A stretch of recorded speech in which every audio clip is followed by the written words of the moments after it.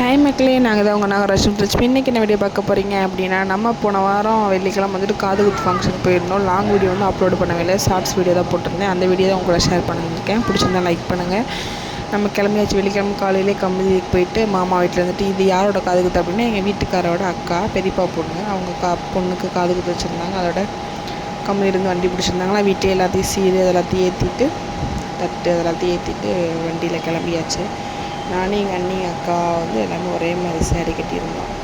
சேரீ எப்படி இருக்குது அப்படின்ட்டு கமெண்ட்டில் சொல்லுவேன்.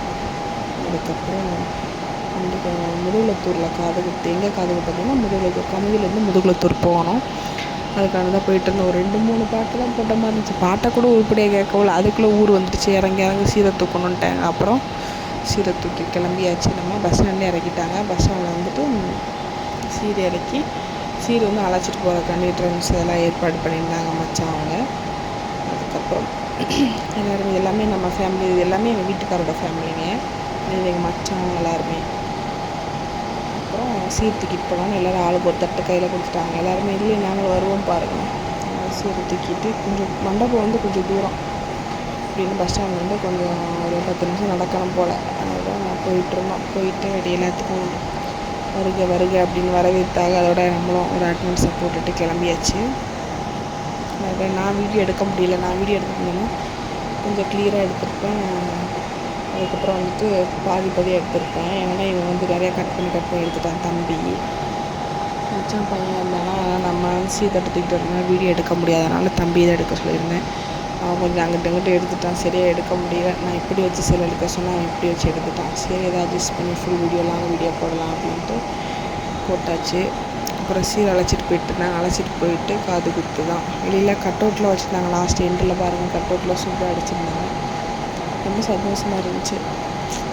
எப்படின்னா எங்கள் வீட்டுக்காரோட ஃபேமிலி தான் எல்லாருமே ஜாலியாக இருப்பாங்க, நல்லா பேசுவாங்க.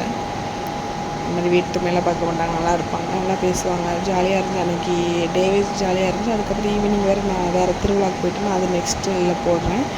அதுக்கப்புறம் சீரை அழைச்சிட்டு போனதுக்கப்புறம் காது குத்த வேண்டியதான். இவ்வளோ தூரம் வந்தாச்சு, வாங்கின வெடி பாக்ஸை மறந்தாச்சு அப்படின்னு சொன்ன மாதிரி தான் இருந்துச்சு. வெடியை கையில் வச்சுட்டு வெடியை போடலை. அதோட மண்டபம் கொஞ்சம் பக்கத்தில் வரவும் எங்கள் வீட்டுக்கார தான் வெடி போட்டுட்டு இருந்தாங்க.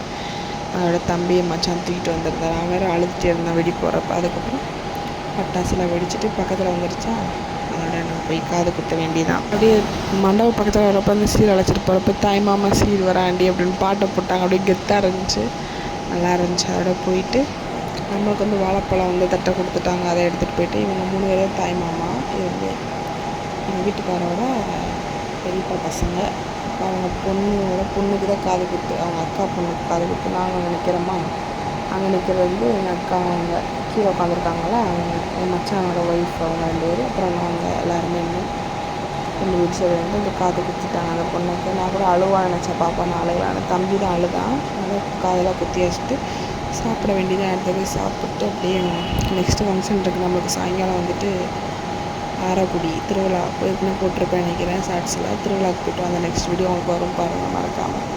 ஒரு காது குத்தியாச்சு. மண்டபத்தில் க்ரௌடானால ஒரே விறுவிறுத்தாயிடுச்சு. அதோட போய் சாப்பிட்டு வெளியில் கட் அவுட் அடிச்சிருந்தாங்களா, அதெல்லாம் பார்த்துட்டு வந்தாச்சு. உங்களுக்கு விளாக் பிடிச்சா மறக்காமல் லைக் பண்ணி ஷேர் பண்ணி சப்போர்ட்